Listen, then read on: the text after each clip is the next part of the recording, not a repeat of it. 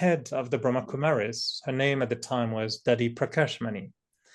And we were told she would come and visit Montreal, although we were just a few of us. And at the time, I didn't realize what it means to be 60 or 70 years old and travel around the world and go one night here, one night here, one night here, one night here. But the big head of the organization in New York felt that it would be nice if she can come to Montreal, do a public program so people get to know what the teachings are all about. So we were told she comes to Montreal. I said, lovely. And so one day I was at the center, and, it was like waiting for a big master coming to the center. So I was sitting patiently, and then we're waiting. And, in the philosophy, we were told that when people are so pure, even their body smells good, like what they say in Golden Age, the Sat Yuga in Hinduism, they talk about Sat Yuga, the time of gods and goddesses, everybody smells like a flower. So I heard that kind of thing. And I was a bit naive. And so when she walked in the room and she passed by me, I was sitting like this, and she passed from behind and walked towards the front of the room. And I smelled roses. And I thought, you see, she's so pure. Her body smells like natural roses. Well, later on, they told me, Eric, no, they put rose water on the body. So I didn't know about rose water at the time. So I thought she was so pure that her body was smelling naturally roses. And I said, no, not really. But then she went in the front, she turned around, and as soon as she sat on the chair in the front and looked at us, to me was an instant, love at the first sight. No, I was 21, but she was, at the time, she would have been 60 some years old. But I knew this is what I want to be. If they have a male version, it would be better for me, but I want to be that. Male version would be excellent. But if not, okay, I'll be the female version. But as soon as I saw her, before she spoke, before she said anything, I saw her and I thought, this is exactly what I want to be.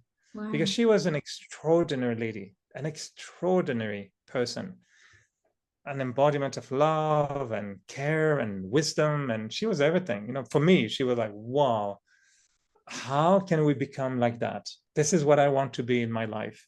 She was really representing all the qualities of a human being that you feel attracted to. The humility, the kindness, this humor, I don't know, she was a perfect, at the time, I was mesmerized by her. And I felt, wow, what am I doing here? Am I being brainwashed, or is it a spell, or what happens to me? Why am I so attracted to a person like her? But I really, really felt, what an incredible soul. Then I went to India. I wanted to see the headquarters in India, thinking, well, is it real? Is it fake? Is she living in a big palace with 20 servants giving her gold and cognac and whiskey all day long? And, what kind of life is she having over there? Well, there was no cognac over there, I can tell you. And there was no servant either. And so when I went to India and I saw how she lived, I thought she lived the way she speaks, and what she preaches, she lives it exactly. And this to me was my main inspiration. Dadi Prakashmani was an incredible mentor. And because of her, every time I felt a little bit doubting or discouraged or weak or feeling like giving up, very often I would think of her and say, no, I have to make more effort. I have to keep going. I really had the trust in someone like her. Yeah, she was incredible. When she passed away, I almost felt, I don't know if I will continue, if she's not around, who is going to be with me? But then by the time, there was a whole world community. I had so many friends. I saw so many other seniors like her. She was not the only one. There were so many. So beautiful. So it's really what kept me going for many, many years. I did a 3-part episode with the director of Brahma Kumaris in Australia, Charlie. Right. And in the first episode, I asked him, because he's traveled the world and he's met Dalai Lama to, I don't know, the United Nations secretary and so many other very personable people. And I asked him, who does he think is the best leader that he's met so far? And he actually went into a story where he was in a United Nations New York conference where that same question that I was asking him, he asked the United Nations secretary at the time. And both him and Charlie's response was very clear that it was Dadi Prakashmani, which to me was very profound because, you don't hear about, I mean, as a newcomer, I don't hear about her. I mean, I'm finding out now about her, but I would think that he would be saying Nelson Mandela or Dalai Lama or somebody else, but here it was this amazing person, Dadi Prakashmani. And Dadi, for those who are listening, means grandma in Hindi. So it was it's just amazing that your answer is very similar to Charlie's answer and also the United Nations New York. But she literally, what happened in 1969, the founder of the Brahma Kumaris, Prajapita Brahma, left the body. Yes. So when he left at the time, he was holding her hand, and we heard that story so many times that there was a feeling of more of a current, who went through his arm and to her, and he really passed on something to her. There was something that came to her which was bigger than whatever she was at the time.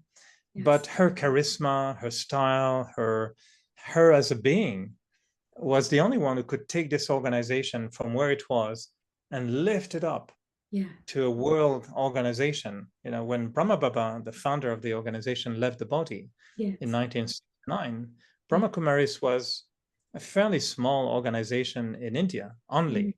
And after that, it became an international organization. And Dadi Prakashmani was really the one who held the vision, of the whole family worldwide. She traveled everywhere in the world. Everybody will come from all over the world, be with her. And we would feel the inspiration from her, that she was, if you're in a boat going to cross an ocean for a long time, you want to make sure the captain knows what he's doing. Yes. And if you trust the captain, you feel safe when the boat is shaking and the sea is a little bit shaking. Yeah. You look at the captain and say, you know what you're doing, right? Yes. We're okay. She was the kind, it could shake as much as, possible. Yes. We didn't mind. It was looking at her meant my life can be shaking, but if I stay close to her, you'll be fine. I'm going to be okay. Things will be fine. And she had the art. I have so many moments I spent with her that melted my heart, and simple things, but she would have that art of, I don't know, I think it's like mesmer. I don't know. In French, there's an expression which is like, she puts you in a dream kind of thing. You feel like charmed. She casts a charm on you. In French, we have an expression like that. Yeah, she charms you in such a way that you feel, oh, I don't know. I remember going in the morning. Yeah, in English we say bewitches. Bewitches. Yeah. Yeah. Of a spell. Without the witch part of it, but it's it's like that. In a good way. I used to see her in her bedroom in the morning. Yeah. Early in the morning, because she was getting ready for morning class. Yeah. And a few of us will always be jamming at the door, waiting, she can say good morning to us. I was very often one of the only male going. Most were women, women will feel more comfortable. And sometimes we say, oh, Eric, it's only for women. And I said, Daddy, she'll say, Eric, come. And I would go in her room and she'll be combing her hair. Yeah. She had long gray hair, white hair at the end. She was so natural. She would be fixing a sari, putting a sari, and she would tell a story like a grandma, combing her hair. And she was so beautiful. Then she would give us a little sweet. She will tell us something very lovely. And then we'll go to class with her, I don't know. It's like power of the grandmother, most amazing grandmother we can think of, but a spiritual leader. Yes. Not just a grandmother, but she had that authority. Yes. At the end of her life, I remember one day she walked in this auditorium. We call it Shantivan, the complex, and the auditorium is a diamond hall. It can host 20,000 people. Huge. It was packed. She was coming to the evening to give a class, which was really like a master class. Mm. Everybody was there. And instinctively, most of us were dressing up for the evening. It was strange. Like there was no rule. Yes. But I saw many were doing like me, you know, putting my best kurta and then ironing and clean and had shower. And I said, wow, it's like we're going for a wedding or something or a big party, but many were doing the same thing. Yes. So we went in that hall just because it was Dadi Prakashmani. And when she walked in, very discreetly from a side door, very discreetly, no drums, nothing. But we all noticed. And naturally, everybody started standing up. Naturally, 20,000 people stood up. Wow. And I thought, whoa, who has the power to do that? Yes. You know, big celebrities will come. Yes. The MC would say, please stand up to welcome, you know, whatever. Yeah. Or it's the queen will have, you have protocol, you have to do something. Her, it was a heart when naturally responding. She's here. Wow, everybody stood up. And her charisma, you know, she was one of the rare one I've ever met who could move 20,000 people in just a few words. She would be in front, you know, alone, that little tiny woman sitting in the front, 20,000 people. You'll have dead silence. She will make us laugh. She will make us cry. She will make us amazed. She was magical. She was really, really, really magical. And to me, she was the living example.